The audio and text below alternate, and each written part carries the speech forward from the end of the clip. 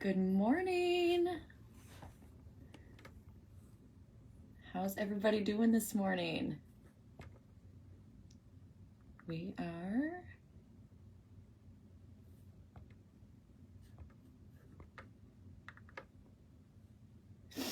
going to work hard to get Remy in here this morning. Good morning, Mom.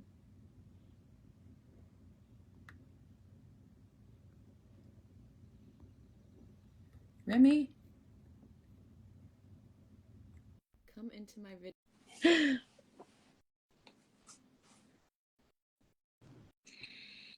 Holy smokes, Remy, we did it. It's working. Look at that. I'm very impressed with the ability or our ability to get that done.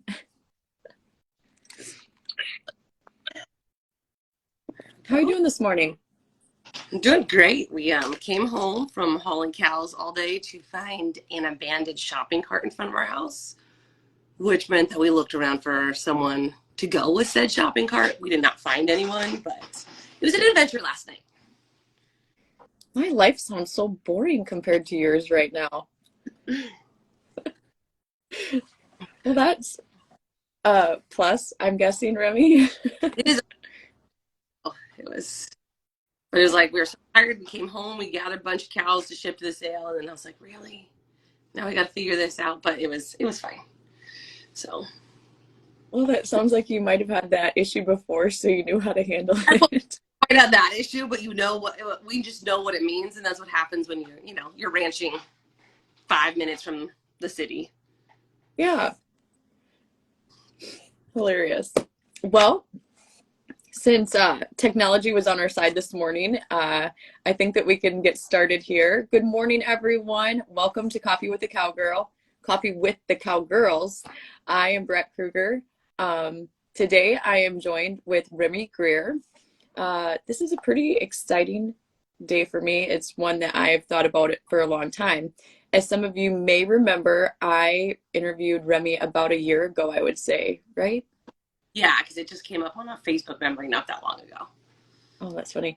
So it was about a year ago that I interviewed Remy, and we just had a really good conversation. I know that it was a favorite of mine and a lot of our viewers. But ever since that Coffee with the Cowgirl, it's kind of always been in the back of my head that I wanted to do something on more of a permanent and regular basis with Remy. Remy is a wife, she's a mom, she's a cowgirl, she's a total badass compared to me. Um, I think that we have a lot of things in common, but I also think that we're each unique in our own way. So our perspectives and thoughts on different things go well together. Rachel Ellen, she is a badass, isn't she? Um, Don't say so, like you're a badass too. So like in a way different way that maybe you are a badass, Remy. um, but anyhow, like I said, it's been on my mind for a really long time to do Coffee with a Cowgirl with Remy on a regular basis. And when I got home from Arizona, I just couldn't get it out of my head. And I called her one day and I was like, "Hey, what are you doing?" And we just chatted for a while. And I was like, "So would you do Coffee with a Cowgirl with me twice a month?" She's like, "Yes, I would love to." Um, we're both extremely passionate about cowgirls, women's mental health, women doing the things that they want to do. And I guess that we feel like, I guess we're both passionate about being the vehicle to spread that message. Would you I, agree, Remy? I I think you've seen a lot of it with like the Cowgirl Cadillac sale and the art of the cowgirl, but it's really hard for women to always find their voice or to continue to find their voice because it almost seems like it's easier when you're younger, right? To be in charge of what you think you should want. And even if it's not always perfect, but it's easy to kind of be on your own and be single and do all these things, but it changes as you get older, not just because you're married or you have kids, but you can become complacent or you think that your voice doesn't matter anymore. and it's not true. And we're living in a whole new world where it's even more true. And I just hope that we can address, we've talked about some of the stuff we're going to talk about in the future, but mental health is a big deal. It's a big deal with farmers and ranchers. It's a big deal with horse trainers because you're just supposed to work harder, and you're supposed to, you're not supposed to be weak. And it's a dangerous game to play to be everything to everyone and not take care of yourself. And hopefully we can have some discussions about mental health or about being strong in your own way that's going to resonate with a lot of men and women out there that will help them find Absolutely. when we can be the vehicle for a little bit of change or at least acceptance out there. Yes, and I think that, like I said, while we're both different in many different ways, for those of you who don't know, Remy is like highly educated. She has degrees in multiple things, while I don't. I did go to college, but I think I majored in socialization. Um, uh, Remy, she's also been a top athlete in many different disciplines, um, just very well rounded. So I believe, like I said, I just think that the two of us can bring different perspective to a lot of different things. Yesterday, Remy, I was listening to Gary Vee. I listen to a lot of podcasts, and I was listening to Gary Vee, and he was talking about just times have changed, right? That's obvious, very evident, even from when we were in elementary and high school. The way that you communicate with people is what he was specifically talking about, and how you find your tribe. Because when we were in school, you found your tribe by talking to people. And if you were the different kid who didn't like the sports, or you were a 12-year-old who wanted to own your own business, maybe things were tougher for you because it was harder to find your group of people because you were only in your school district, correct? Yeah, now And you how weirdos you can connect. I say that like in the nicest way possible, but you can find your um, there, especially with the internet and everything available. yeah, that is what he said. Now, I mean, there's a lot of bad things that can come off of the internet, but there's a lot of really good things that come off of the internet. And I think that the good is being able to find your tribe, and maybe we can be your tribe if you're looking for one. Um, finding your tribe on for like-minded people. So it's something that is not often thought about. I feel like we just take it for granted these days. No, and I think it's like I reposted something that I wrote like I think a couple years ago for Mother's Day, and it was true because like when I was like kind of the first out of my really tight friend group to have kids, and I worried about so many things, and you would talk to people and they'd either brush it off or they either didn't have kids or they had grown kids but they didn't have little kids. And so I wanted to be that mom that was a safe space for you to land, that you could voice your fears to, because even if they're not valid fears, right? Like even if that, whatever you're worried about couldn't possibly happen, it's still truthful to you. You still feel that fear. And then I kind of developed this weird little Mod Podge group of friends that now are, even across the internet, are some of my best friends because they were that safe space. They were someone to listen to me and tell me it was going to be okay, but still validate how I felt versus just kind of being alone. Again, just being alone, right? Being alone out in the world. Even if you're surrounded by people, you can still feel alone. And I think that's one of the really big values of having an internet community. And like the best is I met this lady online, and I've only met her in person a couple times. Her name is Carrie Zimbrano, and she helps produce team ropings in Arizona. But I love what she writes, and I ran into her at the World Series. But it's like you feel this instant connection with someone that you barely ever met, and that's it's great. It's a whole new world, and you have to take advantages of the internet in that way, and not listen to. Don't let all those insidious and dark things that are out there creep into it, because it can be something super wholesome and fulfilling and loving, really. Yeah, maybe what you needed to hear at the time or a period in your life during that day. There's a lot of good things that are out there if you look hard enough. A lot of bad things too, but focus on the good. So today, Remy and I just wanted to talk a little bit about our why for joining forces to do this together. Um, I would say that Remy and I don't want to speak for Remy, but I feel like I'm a very creative person when it comes to things like this. And I think the creativity comes because I love helping people. I've always had a passion for that, and motivating them to do better things, bigger things, things that they didn't think that were quite possible. Um, and I think that for me, the period of life I was in after having kids, it I didn't maybe necessarily have that group, and I think it's because I didn't allow myself to have the group that you had, Remy, um, which falls on me. But that was a very hard time for me because I didn't allow myself to share the tasks of having children with other people. I shouldn't say that. That didn't really come out right. Well, it kind of comes back to the horse trainer and cowgirl thing, right? I'm enough. I'm strong enough. I can do it on my own. I don't need your help. And then you put up all these walls, and pretty soon people don't want to help you anymore, or they don't know how to help you without creating some weird divide in your friendship. And I have enough bossy friends to push through them, you know, that Right. know that knew what I needed even if I didn't need it, and I was really really lucky. But it's difficult. No one really tells you.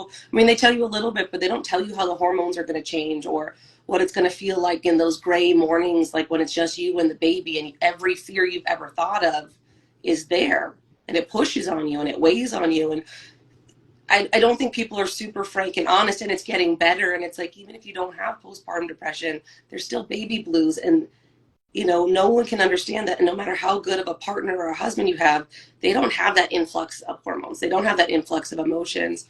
And it's hard for them to deal with it. And some of them just want to look past it because it's uncomfortable for them. And you have to Correct. be willing to kind of be dirty and, and get in there and muddle with it. And, like I think I talked about it last time. Like we've talked about it. I don't know if I talked about it on the podcast last time. One of my best friends was struggling with postpartum depression, and everyone's like, "Oh, she's fine."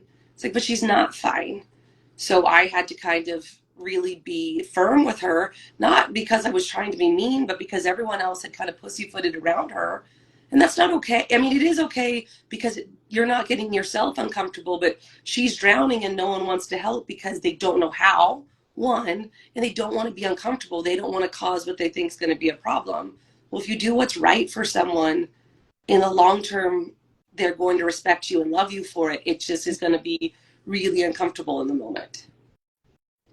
And like you said, but again, for me, it comes back to the cowgirl thing, right? I'm enough. I can do it. I don't need help. I've done everything. I'm a self-starter. I'm motivated, right? I don't need that help. But you did need the help, or it would have been better to have the help just even for 15 minutes, right? You talk about that uncomfortable thing, Remy, being uncomfortable saying things that people don't maybe want to hear, being the one who has to say the uncomfortable things. Um, if you read anything motivational, if you listen to anything motivational, that topic of becoming uncomfortable comes up almost every single time because the uncomfortableness is what makes you succeed. Um, at helping that woman in getting uncomfortable in your life is what pushes you out of the box to do new things, be a better person. Yeah, This is I mean, uncomfortable, but it's so many good. think that you just like, and then you talk about success, right? Very few people just stumble upon success. I mean, look on the outside, right? But very few people just stumble upon success. Like you had to, like we talked about it with your horse sale, right? Like sometimes you have to almost starve, like not really, like fortunately I've never had to actually starve, but you kind of starve in your business because you're building something. And Mhm. sometimes we talked about it just personally after, when like during the podcast, we're like, is this the right path? Am I doing the right thing? Because there's so many roadblocks. Okay, well, is that someone testing you, or is that someone telling you to go a different direction? And you don't know unless you really struggle to get past all the roadblocks or to be uncomfortable, because you don't find success in complacency. You don't even find growth in complacency. And You I don't think find any of it in a comfortable spot. and I think so many people, and especially women, you get and this is going to sound horrible, you get trapped by having children, right? Like, this is now my job. Well, being a mom shouldn't be your only identity. And if it is for you and you are very happy in that, then there's no judgment from me. But so many women aren't only happy in that role, but society and other people tell them like, oh, it's the greatest gift. It is an amazing gift. It's just not the only gift. And there's so many talented women out there that just box up their dreams and put them aside for whatever reason, right? For their husband's success or their kids' success. But hopefully, like with this, we can talk about all the ways you can be successful or grow or be happy. That's not dependent on somebody else. It's dependent on you, which is also a big task. That's scary, right? That you are now responsible for your own happiness. And that scares a lot of people too. They don't want to be responsible for their own happiness.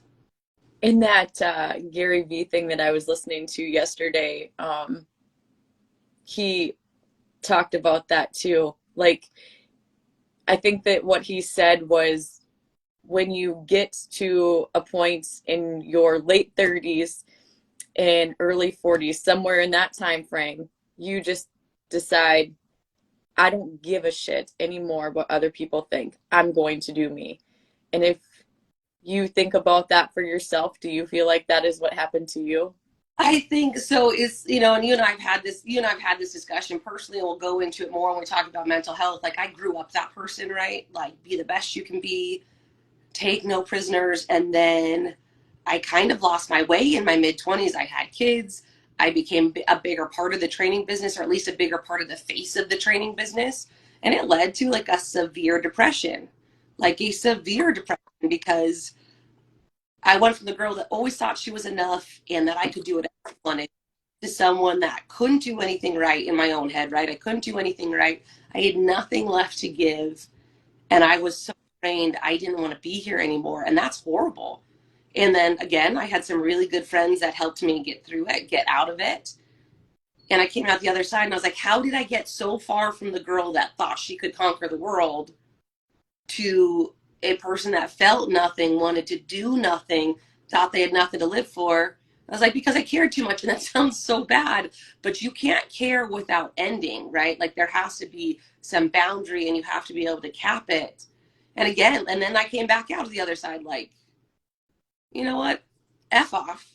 I did my job. I did everything I was supposed to do. I did everything to the best of my ability, and you didn't like me, right? I wasn't enough for you. Mm-hmm. However, I'm enough for a lot of other people, and that should be enough. And I think I always had a kind of different perspective too, is you meet some people and they're like, I want to be the world to everybody, right? I want to be everything to everyone. And I was never really that person. I wanted to be, I never thought I was super important. Like, I was important to myself, I was important to a couple other people. And people were like, oh, that's a weird viewpoint. No, it's not, though. Like, there's a whole world of people that don't even know me enough to like me or not like me. So I cannot be worried when there's this handful of people that don't like me for no reason. Like, really, for no reason. Now, I could have remedied some of the stuff. I tried to remedy some of it. But I did have to come through it. And you're right. As I got older, I was like, okay, so you guys stripped everything I had to the point that I was nothing. And I contorted myself to make you happy, and it still wasn't enough, right? You took everything I had and it still wasn't enough. So no, I'm not going to be that person. Now, I don't give a shit anymore. I don't care anymore what you think, because I'm going to do what I do. And if you like it, awesome. Join the crazy train. If not, I'll pass you by. We're good. Like, no hate, no animosity. I just don't punch my ticket if you don't want to be part of the ride. For me, I think that mine probably came 2 years ago where I just, and I'm 40 now, so disclosing that. But it was definitely my late 30s because as a child, as young adults, we were taught, I was taught that you go to school and you get a job and you work an 8 to 5 for insurance and retirement. And I was considering going against everything that I was raised like. I mean, I was going to step away from it to go work with my husband. And that was super scary for me. And my husband had told me for years to do it, but I just couldn't get past it in my head because it was not normal. And I was afraid of what other people would think. And then finally, just one day, I was like, I'm going to quit my job. because I got past it in my head. And he was like, I've been telling you for this for years. I'm like, yeah, but I do things on my own time. We've been married for 16 years. You know that. Like, that was my time. I got past it.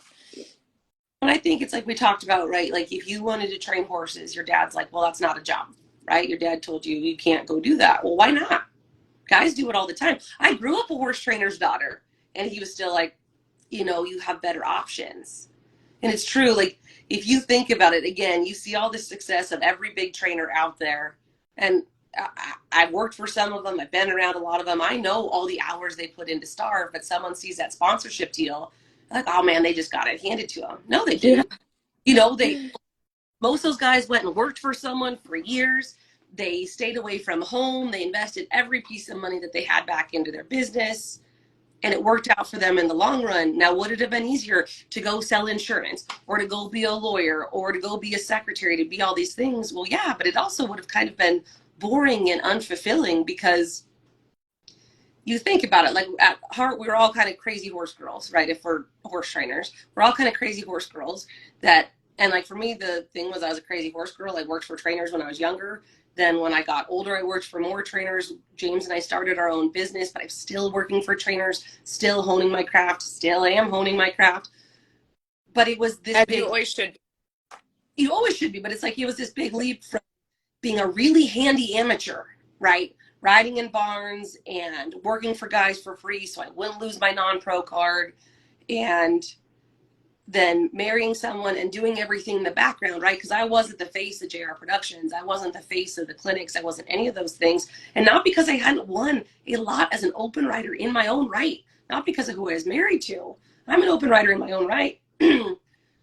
But like James was the stud. Like that was the guy, especially on the West Coast. He was young, he won everything, he trained everything. But at the same time, I was the one doing a bunch of the work in the back, and I didn't feel comfortable stepping into that role. Like role for years, James was like, make the flyers say James and Remy Bury are giving the clinic. You give the clinic. You lead this one. You do that. And not because he didn't want to do the work, but because he's like, you know all these things, and you can say all these things, and you can do all these things. And it's just been in the last couple of years that I've really stepped out there to be not just the face, because it's still James and I, but a much bigger part of our horse business. Because I love all the small stuff. I love loping circles. I love picking at horses. And James loves helping people. He doesn't want to go lope circles though. Like, fair enough. We also, we run we run mama cows, we run stocker cattle, we put on shows. So we've got like this whole, we're like ADD. It's great for me, right? Like we're never pigeonholed into one thing, which is right. Like if you sell insurance, you sell insurance. And maybe you do something else on the weekend. Today, like every day I wake up, it's like, oh, what are we going to do today? Who knows what's going to happen? And it's great. Like it's exciting. It's a little draining. You're always living like on this emotional rush. Yeah. I mean, like adrenaline rush, because you never really know what's going to happen. But it's hard, again, as a woman, right, to step out and be like, no, you have to listen to me, or you don't have to listen to me, but you're here for my expertise. You're not here because I'm married to someone. You're here because of what I have to offer. And that was I think that was a weird thing for me too, is to finally have to be all on my own. Not that James is separate from me, but I couldn't hide anymore in the back and be like, oh, I just love horses. That's what I do. So when I really started training and doing a lot more lessons just on my own, it was a very uncomfortable and growing period for me, because you have to figure out that you're not just a loper anymore. You're not just an assistant. You are now a trainer on your own. And what was funny, I'm an assistant. I'm an assistant. Remy is a but trainer. no, I'm an assistant. but it's one of those things where like you do, and same thing as a wife and a mother, you kind of step back where it's like, oh, I'm not as important. Well, you are just as important. Even if you are only an assistant, right? You are still super important. And it's scary. It's a little bit frightening to have that much responsibility for your business, for your spouse, for whatever, because you don't get to hide anymore, right? You don't get to just go be the loper or go wash horses or go do this. And I remember I was watching the Down the Fence documentary about all the cow horse guys a couple years ago. That was really good. It's really good. And so I'd watched Erin Tormino when she worked for Bergen, and I'd ridden some horses after her. I mean, she was producing phenomenal horses, like. And I remember watching her at the futurity, and I thought she was the baddest bitch, like with like, and that is like a high honor, right? Like I thought like ice water in her veins, like she just did it. And she kind of got robbed that year at the futurity. And then I remember watching the documentary and she said how scared she was to be on her own.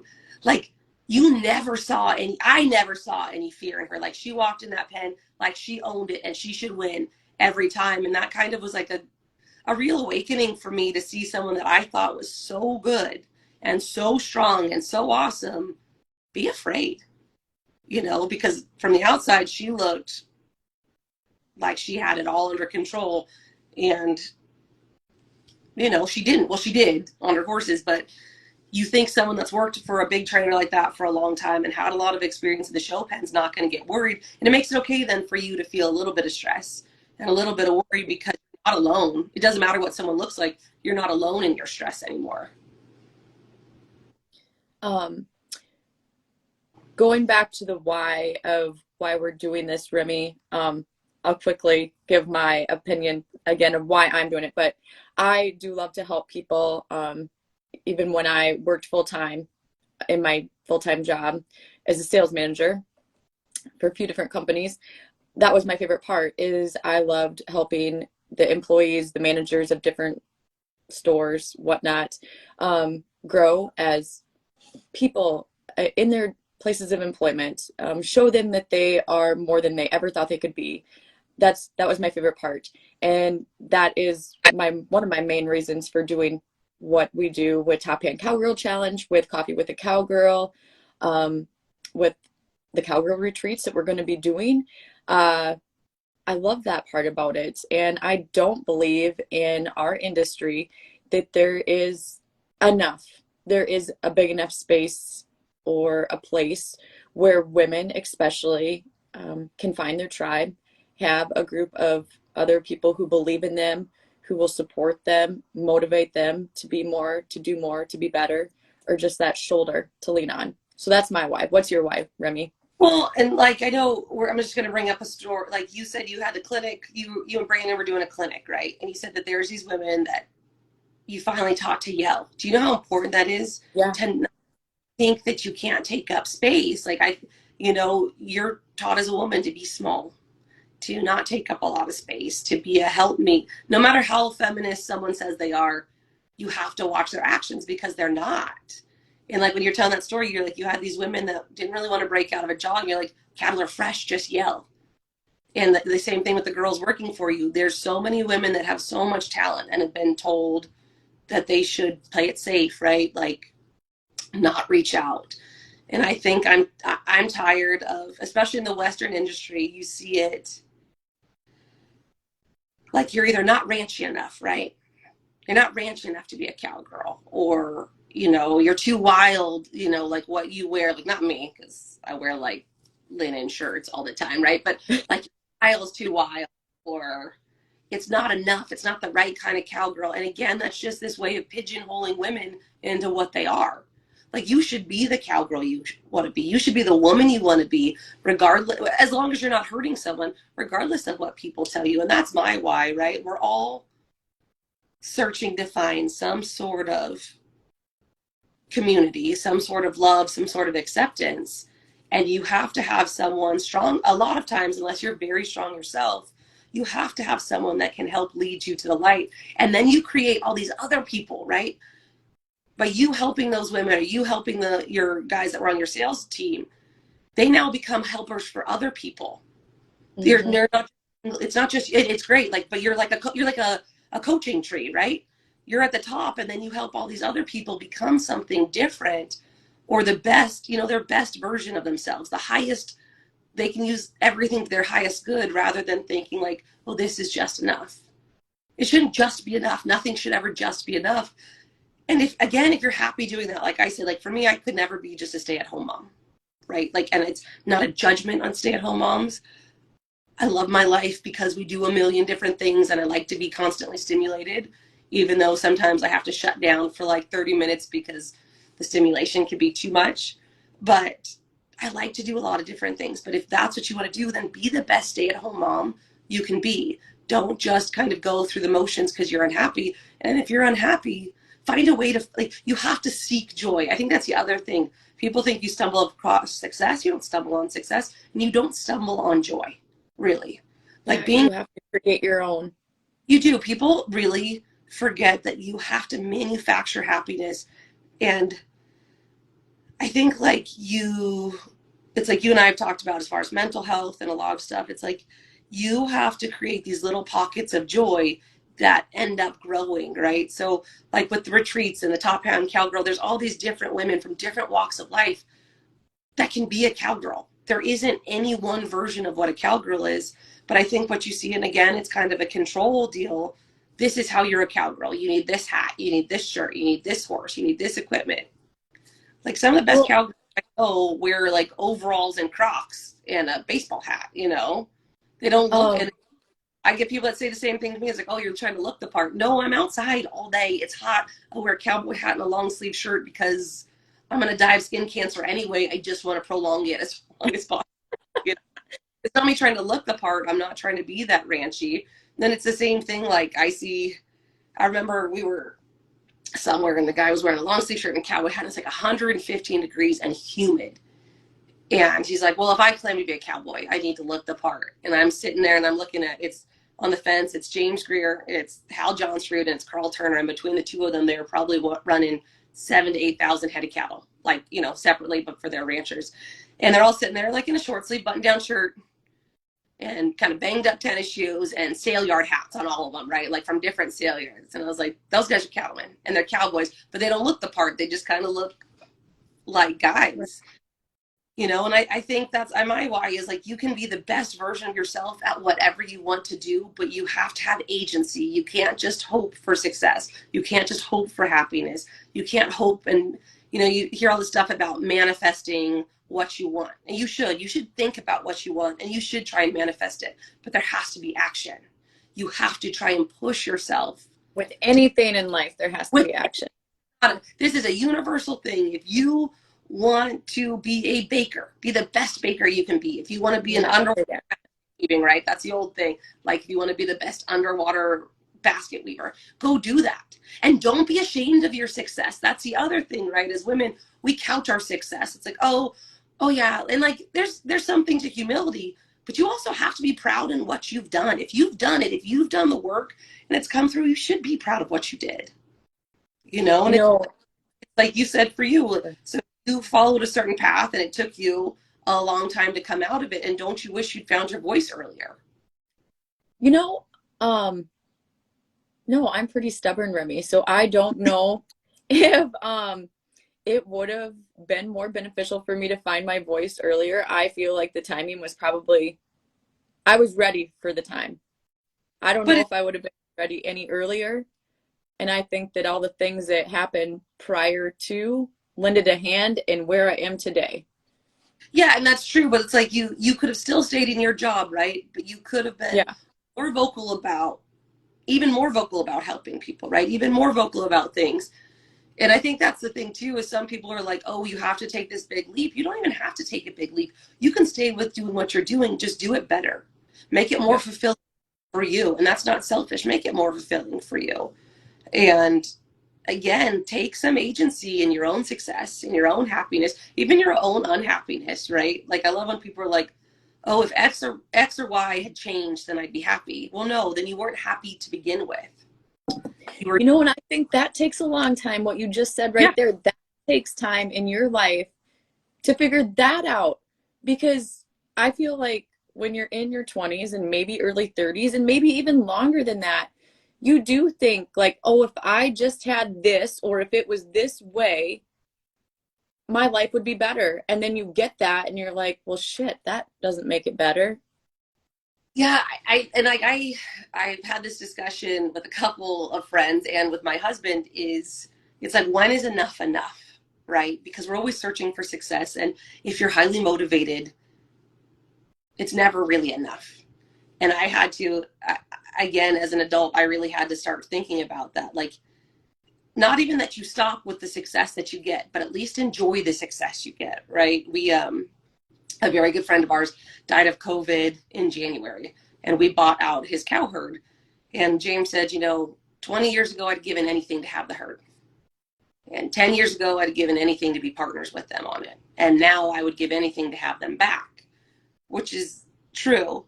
But we were getting all the cattle together to ship calves, and I just looked across this pen of gorgeous black cattle, right? And I go, aren't you happy with what you have? And I don't mean that you just stop there, right? That we're not going to stop with those cattle, but take a minute to look around and see how gorgeous it is. And everything we've dreamed and worked for is coming together, not in the way we thought it would, right? We never thought that Steve would die and then you would buy out his cow herd. But, you know, you have to take that moment to look around. And then I think as an adult, as I've gotten again to my late 30s, because I'm going to be 38 this year, I had to do the math, I'm going to be 38 in November. You have to take, even if it's just a minute, to look around and be like, man, I got nice horses. Man, like we have a couple ranches that we ride on that people would pay a lot of money to go on, and we get to see them on our own on nice horses, right? But it took a while to be like, you know, I don't have to stop being successful. I don't have to stop reaching for more success, but I need to take a pause and enjoy all the success that we have and really appreciate it. Otherwise, it's like you just keep raising the bar for your success. Well, what we have now, we couldn't have dreamed we had 15 years ago. But it wears on you. Again, it's that constant adrenaline. If I'm always looking for success and not at least enjoying some of the success, then what's the point of even being successful, right? Because someone else thinks you should be successful or you should amass more money. And I don't want to be that. I don't want to be like that. I want to be super successful. I'm highly motivated. I want to have more than anyone. I don't mean that in a mean way. I want to be the best I can be. But now I have to plan out these little breaks, right? Where you can look across the valley or you can stand in the middle of all that grass and be like, I'm living what I dreamed for. So be happy for at least a few minutes, right? And I I think think that's that age too, though, Remy. I mean, yeah, for like, sure. Sure, I would have, like, we were checking cows the other day, and I would have been running to get to the next thing. And we sat there under the oak trees and just looked across looked across everything we had, where before we wouldn't have even taken the second, right? We'd have been hauling to get across there. I think that, well, your thoughts and your views on success change as you get older. And I mean, if you're going to equate it to a horse show, let's just say, for me, I mean, yeah, winning is a lot of fun, but winning is not it for me anymore. Winning, or I should say, success for me is looking out and seeing my kids, being able to ride alongside my Yep. kids. If we trash out, I guess, yeah, it sometimes sucks, but at the end of the day, that is not it for me. It is it for me to be able to ride in alongside of them, period. I love it. And I love being able to go down the road with my kids and make memories. That's success for me. I mean, we've not always been able to do that. And now we are. Um, I agree with you. I mean, yeah, every professional wants success in their life, no matter what it looks like, but at what cost? No, and it's like you guys had your horse sale, in Arizona, and same thing. That was a big deal. And I know you guys had horse sales before, but you had the tent, you had all the buyers come in. Again, like you think when you're younger, that's what you're working for, and now it's great, and it was really successful. I'm good. I'm really glad for you guys, but at the same time, it's like that's not the end of it. No, But when you're younger, that's all you think about is I'm going to have that sale, I'm going to have those cows, or I'm going to win this. And then as you get older, you're like, those are just moments along the road. And it's like I've ridden for a lot of money and I've won a lot of money, and there's nothing more stressful for me than watching my boys step up to go hit in baseball. Like it kills me, like it gives me anxiety. And that's me coaching my kids. you know, I never feel that. It's the same thing watching them ride, because you're riding for every stride. And I always did for clients, but then it's even like more pressure when it's your kids, because not that you want them to win. And yes, we do want them to win, but I want them to be successful. I want them to have fun. I don't want them to feel, the pain of loss in the same way that we did. And you hope that you're creating a better rounded kid than I was, because for me, like winning used to be everything. That's all it was, is you rode to win. And now I'm like, I hope I win. I hope it doesn't cost me a lot of money. I also, I hope I have a good time. Right. Like We went to elite finals. I like elite finals. I've been snake bit 2 years in a row. My horses were awesome. My clients did pretty well. There was a lot of teams, and I just didn't draw well. It's got nothing like, it wasn't about the cattle, but when you got to go deep for 3 cows and there's 1,000 teams, it's just not your weekend. But I had fun. Like my clients, we had a good time, and you get to be around people, especially in the penning and sorting, that you really enjoy. And again, Yes. it's right. Like you don't want to be cutthroat. I was talking to someone like, oh, we're going to go here and here. They go, I don't crave being in the truck anymore. Like if there was a show, we used to get in and drive and go and drive all night. Like we used to leave here at 2 o'clock in the morning to go to a show because we didn't want to spend, we didn't want to spend money on a hotel because we were cheap. So we were going to just pull in the morning, like get an hour of sleep up in the nose, the trailer. We had a mattress up there, ride the open, maybe ride the pro-am or the mixed and come home. And now I'm like, man, maybe some of those guys don't have it wrong. Maybe you should take 2 or 3 days, which we still don't do. I don't do it because I don't think it's good for the horses. But like I enjoyed going there. Same thing. If I'd have lost elite finals like I lost this year, I had the trailer packed and been gone. This year we went out for a steak dinner. We hung out with everyone, slept in, got up the next morning and headed home. But again, that's an age thing, right? Like winning isn't everything because It is nobody, amazing. nobody cares how much you won, but they remember going out to dinner or having fun or sitting and They joking in the. remember how you treat them. You remember how to treat them, and then the other hard part is like you have to find this balance of how do you treat someone and how do they remember it versus what you actually did. And that's another trap we fall into as horse trainers and as women is you can't coddle people because if you create a version of yourself that isn't true, that isn't genuine, the people that are really attracted to you don't stay around or they don't stay around for long. And the people that you've melded yourself into this new person with, it's still not enough because there's something inherent that they didn't like about you. And again, as you get older, right, you get to release those things. You're like, I'm just not for you. Like, I don't like green tea ice cream. It's not for me. I don't judge green tea ice cream. It's fine. But like I'm someone's green tea ice cream. They just don't like me. And I think that it's really hard again. And again, this is speaking to women, right? It's hard for women to understand that they might just not like someone, right? It's the same thing as happiness or unhappiness. There's a reason why. No, sometimes you just don't like people. They don't vibe with you. There's nothing tangible about why you don't like them.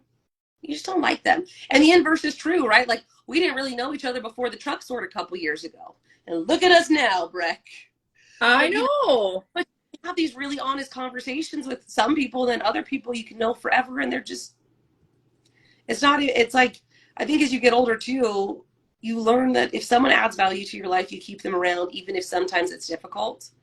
But you start to balance the value they add. And I remember watching like Clinton Anderson's podcast right on 12 gauge, and I love it. Like he says everything that everyone wants to say, and to a point that I already say. But he talked about like when his business fell apart, there wasn't anyone he can count on, and I don't feel that way really. It's not me being naive. I think like if your metaphorical house catches on fire, right? There's going to be people that are going to put out the fire. They're going to come rescue you, right? And you know those people, so you store them in a certain category. And then there's going to be people that are going to bring you casseroles and clean sheets. Now they're a different level of friendship. And there's going to be people that try and help you in other ways. And then there's going to be people that watch that fire burn or added to the fire. And you doesn't mean you can't be friendly with them, doesn't mean you can't be acquaintances with them, but you start to level your friends out. And again, it adds value. Like I have people that I'm friends with because they're funny and they're entertaining. That's what he talks about. He's like, I know this guy's an asshole, but like Clinton Anderson talks about, I know he's an asshole, but he's really entertaining. And I keep some guys around because they're just entertaining to me. But I know that I don't trust them with things. I don't entrust my soul to them. I don't entrust my heart to them. But if they ask to go to dinner or they want to ride, for sure, you're a good time. You know, um,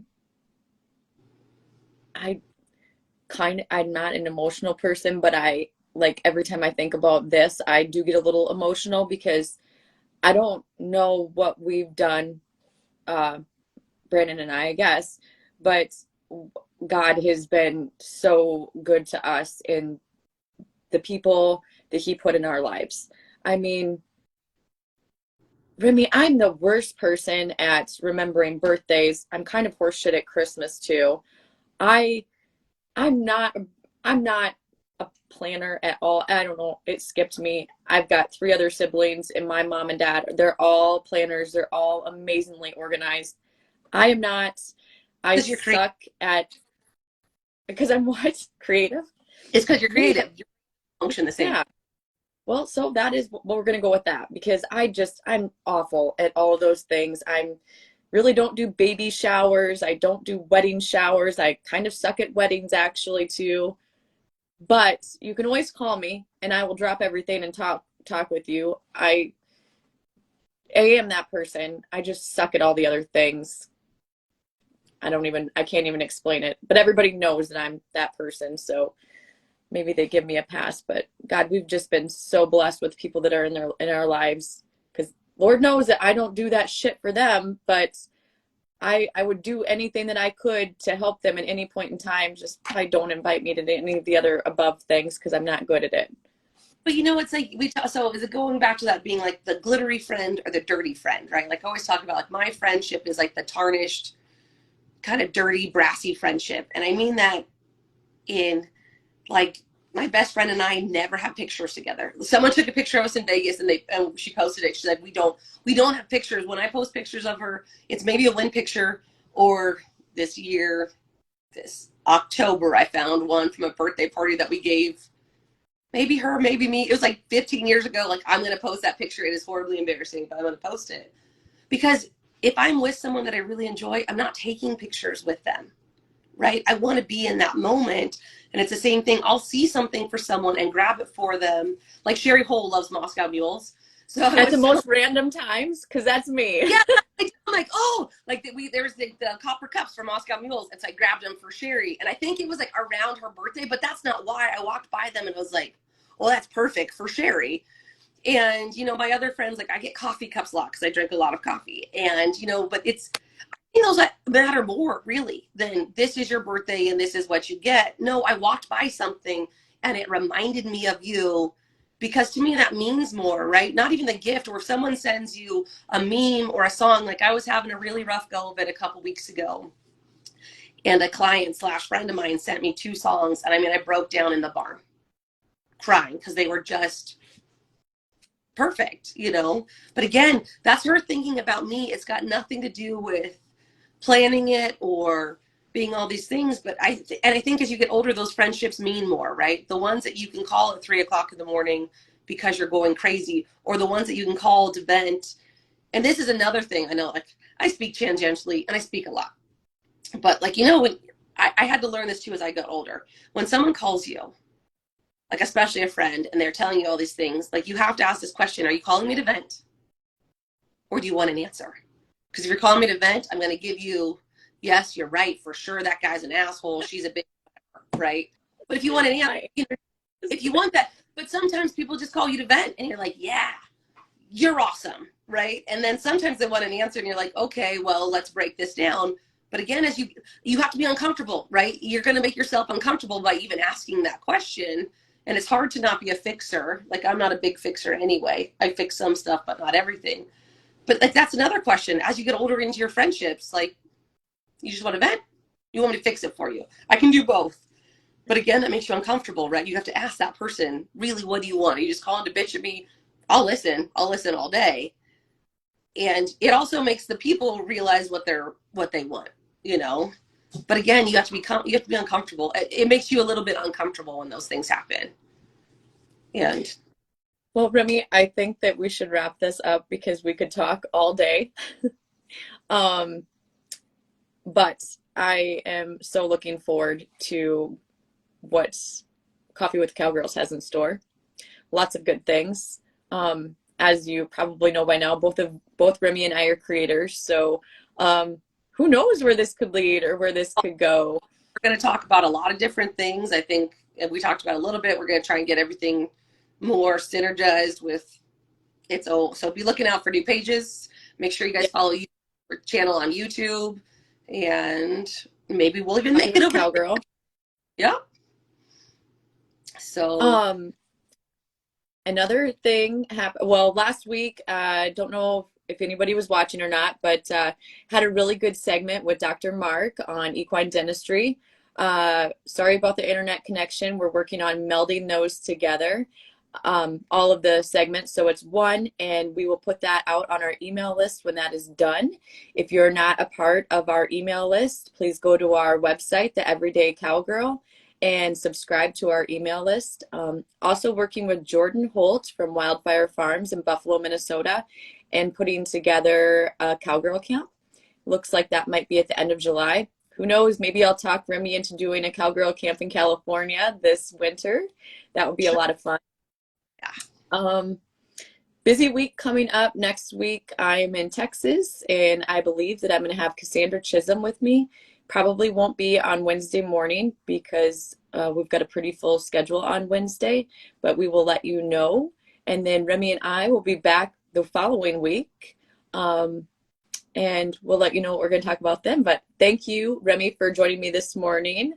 Thank you to all of our viewers for coming along with us. We appreciate it. We had an awesome crowd today, by the way, Remy. A lot of people. So have a Yeah. great week. As for shows, let us know in the comments below. And I'm going to go ride some horses right now. Thank you, Me Breck. too. I'm in a pack. Good luck at Bye, our show. Remy. Have a good week. All right.